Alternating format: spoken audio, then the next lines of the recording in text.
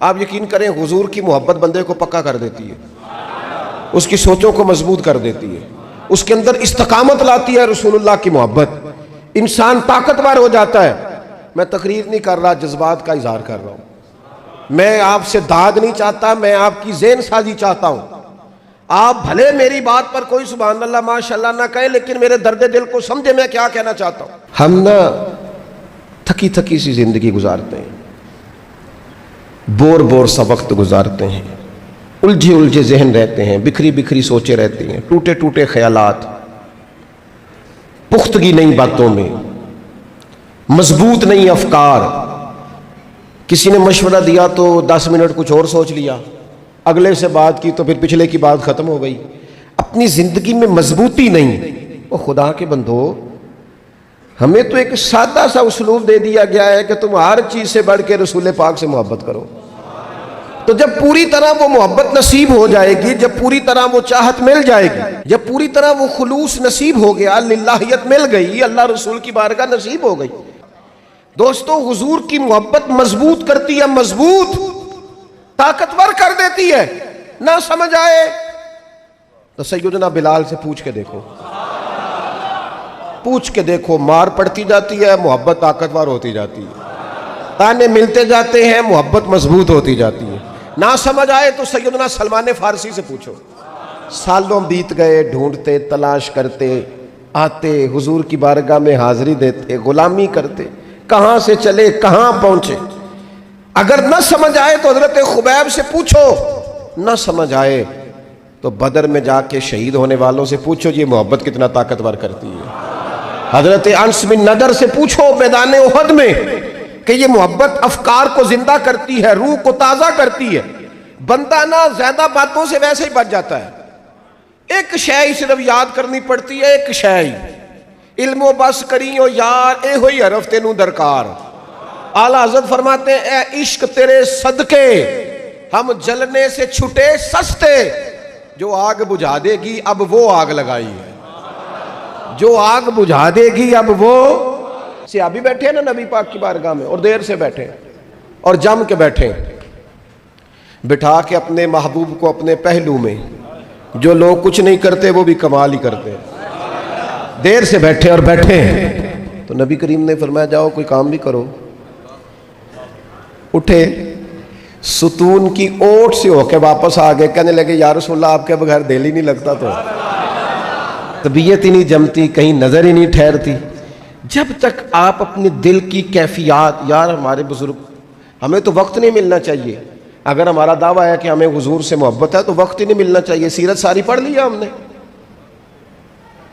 حضور کی احادیث یاد کر لی ہیں، نبی پاک کے فضائل پر جو کتابیں لکھی گئی ہیں وہ ہمارے پاس ہیں۔ کیا آج صبح سے لے کر اب تک 1100 بار درود شریف نصیب ہوا ہے؟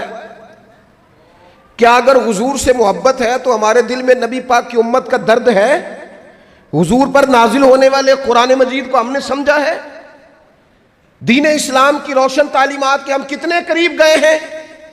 فارغ وقت آپ کیا جی میں آج کل بور ہوتا ہوں تو بھئی آپ کتاب خریدیں حضور کی سیرت پر، پڑھیں شاہ عبدالحق محدث دہلوی نے کیا لکھا ہے، پڑھیں حضور کے فضائل کمالات، پڑھیں شفا شریف قاضی ایاز کیا لکھتے ہیں۔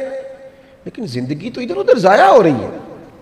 محبت والا تو اپنا ٹائم، یہاں تو کسی کو پیار ہو جائے نا اپنے گھر سے تو قربانی دیتا ہے، کہتا ہے آپ سب لوگ کھائیں گے میں پردیس میں جا کے کماؤں گا، پیار ہو گیا نا۔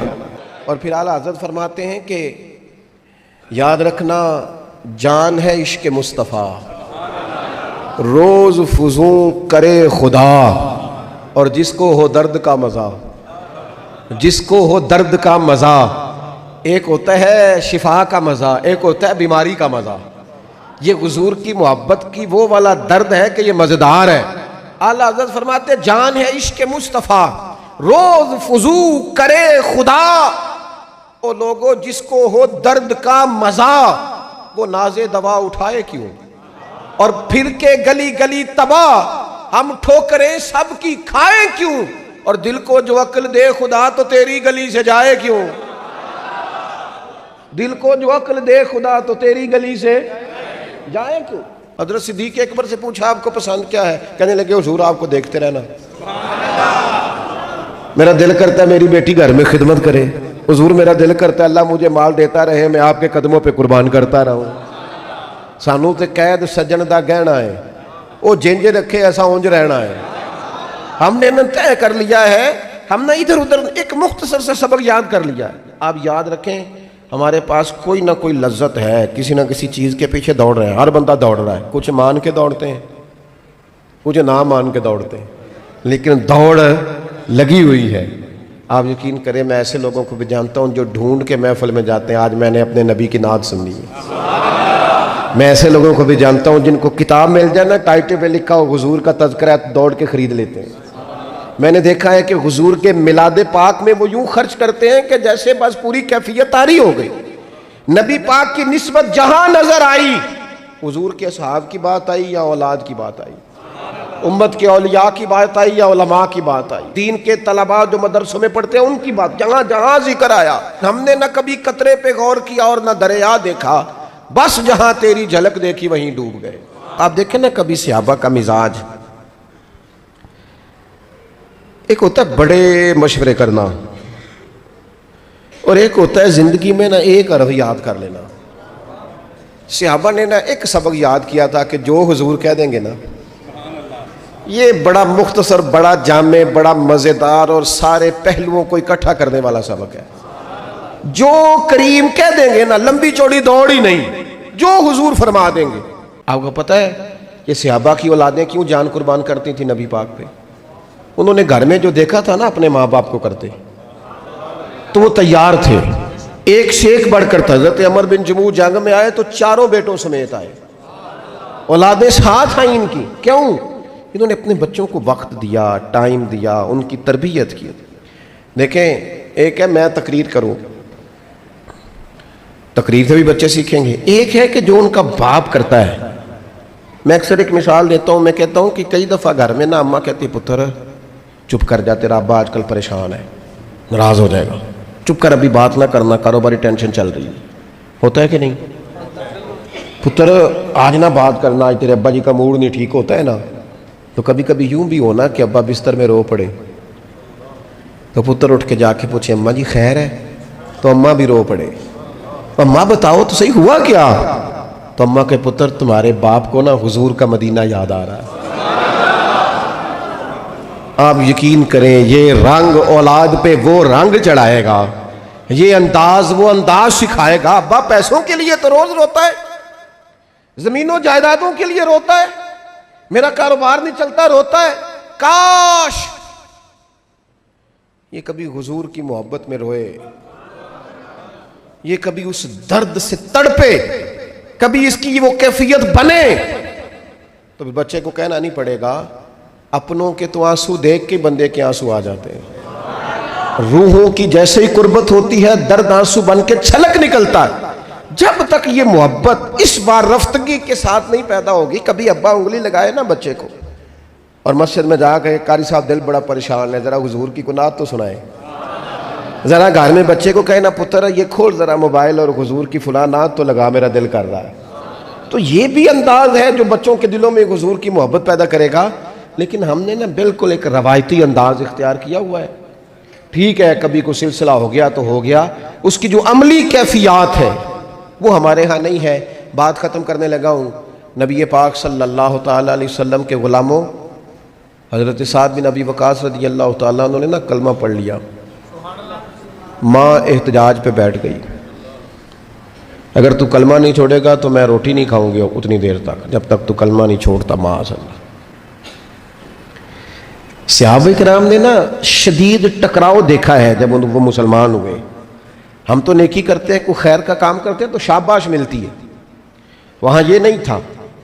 وہاں تو آپ نے اعلان کیا نہیں اور پتھر برسے نہیں.